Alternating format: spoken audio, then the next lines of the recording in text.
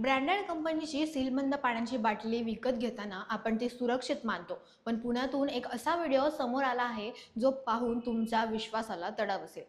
टिंगरेनगरमधील एका तरुणाने विकत घेतलेल्या बिस्लरीच्या बाटलीतून चक्क सांडपाण्यासारखा उग्रवास येत असल्याचा दावा केला जातोय.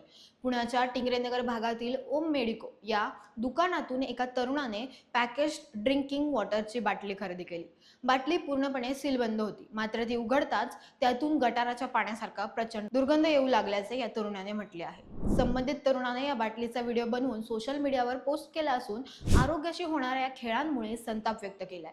नामांकित ब्रँडच्या बाटलीत असा प्रकार घडल्याने मॅन्युफॅक्चरिंग प्लांटमधील क्वालिटी कंट्रोल आणि सुरक्षेच्या नियमांवर मोठे प्रश्नचिन्ह निर्माण झाले आहे. या घटनेवर अद्याप संबंधित दुकानदाराने किंवा कंपनीने कोणतीही अधिकृत प्रतिक्रिया दिलेली नाही.